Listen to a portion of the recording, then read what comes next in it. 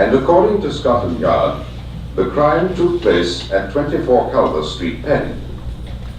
The murdered woman was a Mrs. Maureen Lyne.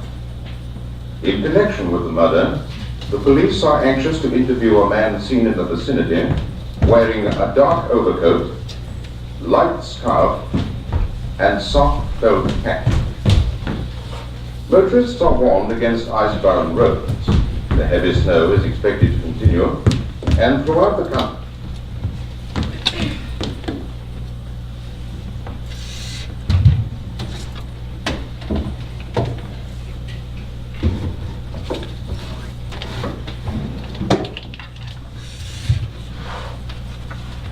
Mrs. Barlow? Mrs. Barlow?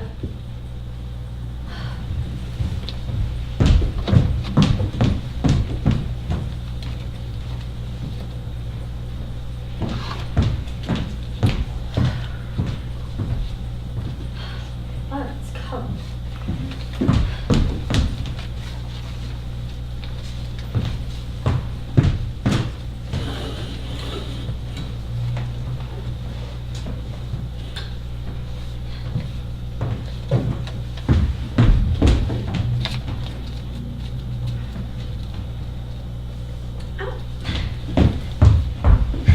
It does look nice.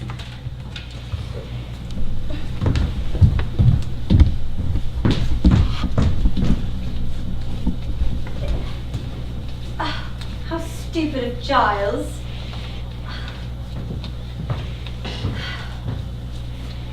Oh, gosh.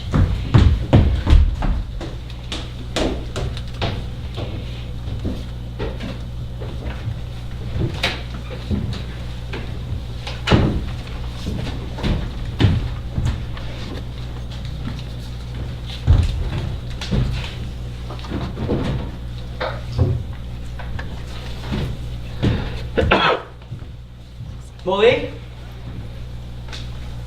Mollie? Mollie, where are you? Doing all the work, you brute. Oh, there you are. Leave it all to me. Shall I stoke the anger? Done. Hello, sweetheart. Your nose this cold. I've just come in. Why? Where have you been? Surely you've not been out in this weather. I had to go down to the village for some stuff I'd forgotten. Did you get the chicken netting? It wasn't the right kind. I'd gone on to another dump, but it wasn't any good either. My goodness, I'm half frozen. Carl was skidding like anything. Snow's coming down thick. What do you bet we're not snowed up tomorrow? Dear, I do hope not. If only the pipes don't freeze. We'll have to keep the central heating well stoked up. Not too good. I wish they'd send the coke along. We've not got any too much. I do so want everything to go well at first. First impressions are so important. Is everything ready? Nobody's arrived yet, I suppose. No, thank goodness. I think everything's in order. Miss Barlow's hooked it early. Afraid of the weather, I suppose. What a nuisance these daily women are. That leaves everything on your shoulders. And yours. This is a partnership. So long as you don't ask me to cook. No, that's my department. And anyway, we've got lots of tins in case we're snowed up. Giles, do you think everything's going to be all right? Got cold feet, have you? Or are you sorry now we didn't sell the place when your aunt left it to you? Instead of having this mad idea of running it as a guest house. No, I'm not. I love it. Talking of guest house, just look at that. Pretty good, what? The disaster, don't you see? You've left out the S. Monkwell instead of Monkswell. So I did. However did I come to do that? But it doesn't really matter, does it? Monkwell is just as good a name. You're in disgrace. Go and stoke up the central heating. Across that icy yard? Shall I bake it up for the night now? No, you don't do that till 10 or 11 o'clock at night. How appalling. Hurry up. Someone will arrive in a minute. You've got all the rooms worked out? Yes. Miss Boyle in the front four-poster room, Major Metcalf in the blue room, Miss Casewell in the east room, and Mr. Wren in the oak room. I wonder what all these people will be like. Oughtn't we to have got rent in advance? No, I don't think so. We're rather mugs at this game. They bring luggage. They don't pay, we hang on to their luggage. It's quite simple. I can't help thinking we ought to have taken a correspondence course in hotel keeping. We're sure to get had in some way. Their luggage might just be bricks wrapped up in newspaper, and where should we be then? They all wrote from very good addresses. That's what servants with forged references do. Some of these people may be criminals hiding from the police. I don't care what they are, so long as they pay us 7 guineas every week. You're such a wonderful woman of business, Mollie. And according to Scotland Yard, the crime took place at 24 Calvert Street, Penny. The murdered woman was a Mrs. Maureen Lyne. In connection with the murder, the police are anxious to interview a man seen in the vicinity wearing a dark overcoat, light scarf, and soft felt hat. Motorists are warned against ice-bound roads. The heavy snow is expected to continue, and throughout the country there will be a certain freezing, particularly at points on the north.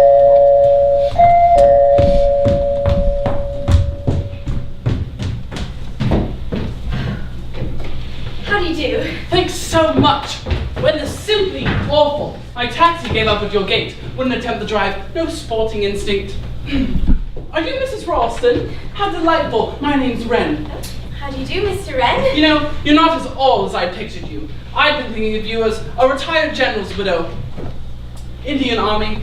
I thought you'd be terrifically grim, and that the whole place would be simply crammed with Benares brass. Instead, it's heavenly. Oh, quite heavenly. Lovely proportions. That's a fake. Oh, but this table's genuine. I'm simply going to love it here. Have you got any wax flowers or birds of paradise? I'm afraid not. What a pity. Well, what about a sideboard?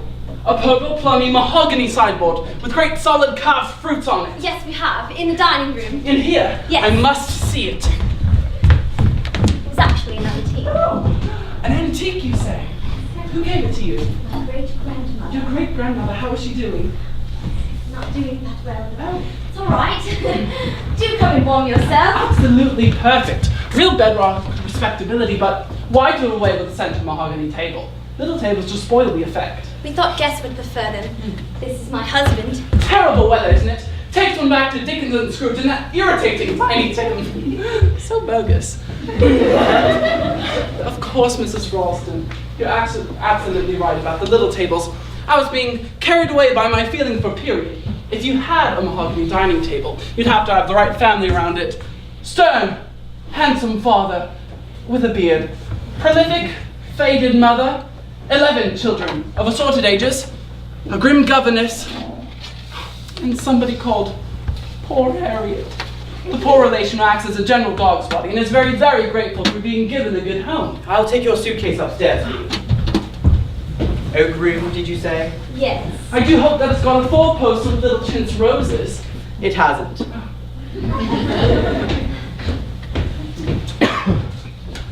I don't believe your husband's going to like me.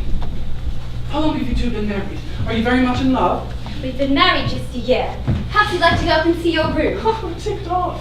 Oh, but I do so like knowing all about people. I mean, I think people are just so madly interesting, don't you? Well, I suppose some are, and some are not. No, I don't agree. Because you never really know what anyone is like, or what they're really thinking. For instance, you don't know what I'm thinking about now, do you? Not in the least. Cigarette. No. The only people who really know what other people are like are artists, and they don't know why they know it. But if they're portrait painters, it comes out on the canvas. Are you a painter? Oh no! I'm an architect. My parents baptized me Christopher in the hope that I'd be an architect. Christopher Wren. As good as halfway home. Actually, of course, everyone laughs about it, makes jokes about St. Paul's. However, who knows? I may yet have the last laugh. Chris Wren's prefab nests may yet go down in history. I'm going to like it here. I find your wife most sympathetic. Indeed. And really very beautiful. Oh, don't be absurd. There. Isn't that like an English woman? Compliments always embarrass them. European women take compliments as a matter of course, but English women have all the feminine spirit crushed out of them by their husbands. There's something very boorish about English Come and see husbands. your room. Shall I?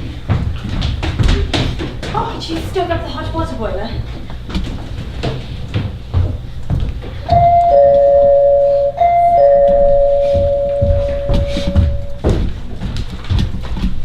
This is Monkswell Manor, I presume. Yes. I am Boyle. I'm Giles Ralston. Come to the fire, Mrs. Boyle, and get warm. Awful weather, isn't it? Is this your only luggage? A Major Metcalf visit to see to it. I'll leave the door for you. The taxi went into race coming up the drive. It stopped at the gate, and we had to share a taxi from the station, and there was great difficulty in getting that. Nothing ordered to meet us, it seems. I'm so sorry. We didn't know which train you were coming by, you see. Otherwise, of course, we would have seen that someone was standing by. All trains should have been met. Let me take your coat.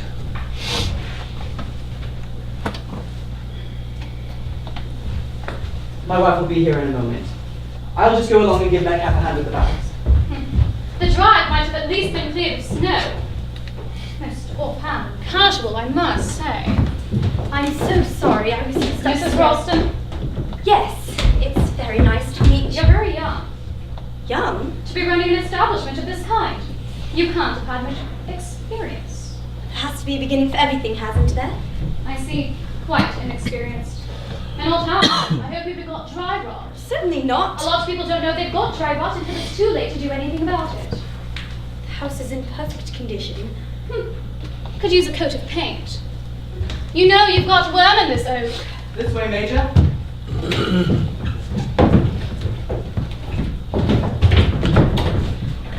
This is my wife.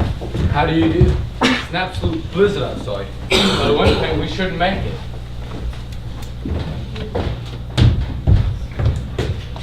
I beg your pardon. If it continues like this also, you'll have 5 or 6 feet of snow by morning. Haven't seen anything like it since I was on leave in 1940. I'll take these up. Which rooms did you say? Blue room and rose room? No, I put Mr. Wren in the rose room.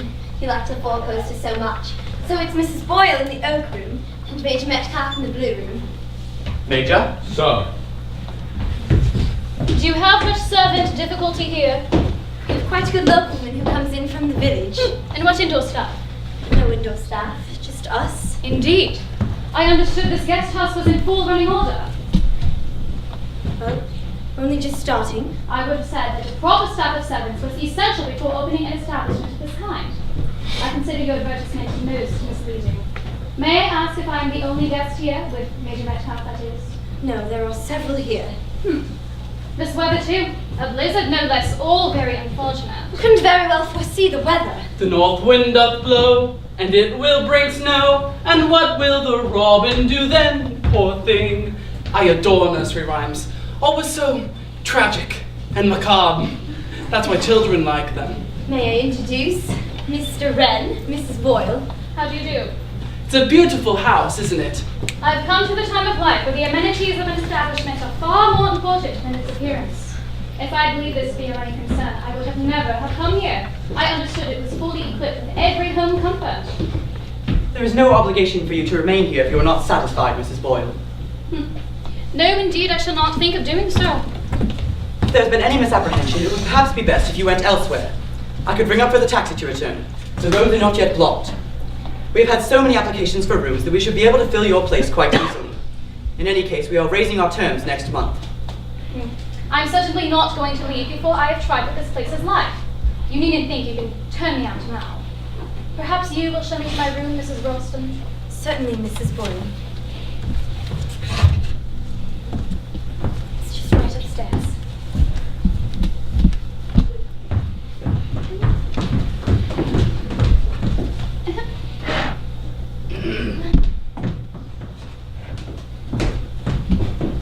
Darling, you were wonderful. I think that's a perfectly horrible woman. I don't like her at all. I'd love to see you turn her out into the snow. Serve her right. It's a pleasure I've got to forego, I'm afraid. There's another of them. Come in, come in. Afraid my car's bogged about half a mile down the road. Ran into a drain. Let me take this. Any more stuff in the car? No, I travel light. Glad to see you've got a good fire. Mr. Wren, Miss... Casewell. My wife will be down in a moment. No hurry. Got to get myself thawed out. Looks as though you're going to be snowed up here. The weather forecast says heavy falls expected, motorists warned, etc. Hope you've got plenty of provisions in. Oh yes, my wife's an excellent manager. And anyway, we can always eat our hands. Before we start eating each other, right? Any news in the paper apart from the weather? Usual political crisis. Oh yes, and a rather juicy murder. A murder? Oh, I like murder. They seem to think it was a homicidal maniac. Strangled a woman somewhere near Paddington. Sex maniac, I suppose. Doesn't say much, does it? The police are anxious to interview a man seen in the vicinity of Culver Street at the time, medium height, wearing darkish overcoat, lighter scarf, and soft felt hat. Police messages to this effect have been broadcast throughout the day. Useful description. Fit pretty well anyone, wouldn't it?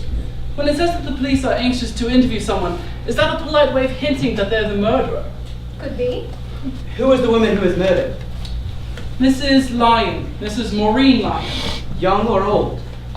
It doesn't say. It doesn't seem to have been robbery. I told you! Sex maniac. Here's Miss Casewell, Mollie. My wife. How do you do? It's an awful night. Should I like to come up to your room? Water slot if you'd like a bath. You're right, I will.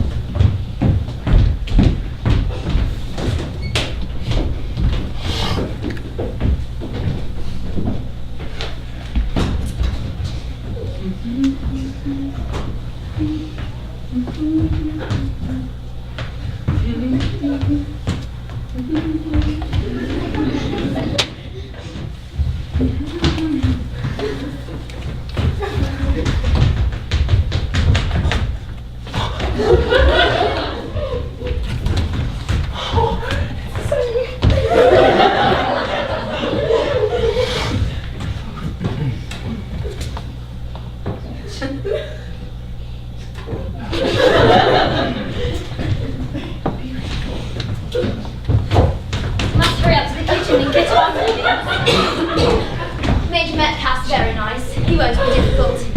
Miss Boyle really frightens me. We must have a nice dinner. I was thinking of opening 2 tins of minced beef and a tin of peas and cereals. Oh, and mashing the potatoes. And there's stewed figs and custard. Do you think that'll be all right? Oh, I should think so. Not very original, perhaps. Do let me help. I adore cooking. Why not an omelette? You've got eggs, haven't you? Yes. We've got lots of eggs. We keep plenty of fowls. They don't lay as well as they should, but we've put down a lot of eggs. And if you've got a bottle of cheap, any type wine, you could add it to the minced beef and cereals, did you say? Give it a continental flavour.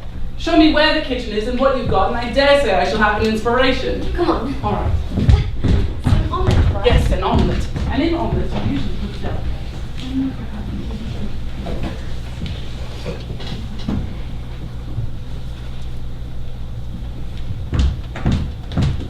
Isn't he sweet? He's put on an apron and he's getting all the things together. He says leave it all to him and don't come back for half an hour. Our guests want to do the cooking themselves, so it'll save us a lot of trouble. Why on earth did you give him the best room? I told you, he likes the 4-poster. He likes the pretty 4-poster. Twerp. Giles! Got no use for that kind. You didn't handle his suitcase. I did. Had it got bricks in it? It was no weight at all. If you ask me, there was nothing inside it. He's probably one of those young men who go around bilking hotel keepers. I don't believe it. I like him. I think Miss Casewell's rather peculiar, don't you? Terrible female. If she is a female. Seems very hard, but all our guests should either be unpleasant or odd. I think Major Metcalf's all right, don't you? Probably drinks. Do you think so? No, I don't. I was just feeling rather depressed.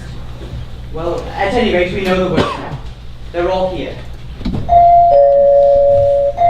that be? Probably the Culver Street murderer. 8,000 buttons. I am... Where am I? Oh, this is Monkswell Manor Guest House. Oh, what stupendous good fortune. Madame. What an answer to prayer. A guest house and a charming hostess. Alas, my Rolls Royce has fallen into snowdrifts, blinding snow everywhere. I do not know where I am. I think to myself that I shall freeze to death. Oh. And then I take a little back, I stagger through the snow, and then I see in front of me big iron gates. Habitation! I'm insane! Twice I fall into the snow as I come up to drive, but then I arrive, and instantly despair turns to joy. Oh, I can have a room, yes? Oh, yes. I'm afraid it's a rather small room. Oh, naturally, naturally. You have other guests. We only just opened this place as a guest house today, so we're rather new at it. Charming. Charming. What about your luggage? That is of no consequence. I have left the car securely. But wouldn't it be better to get it in? No, no. I can assure you that on a night like this, there will be no thieves abroad. And for me, my wants are simple. I have all I need. Here, in this little bag. Yes, all I need.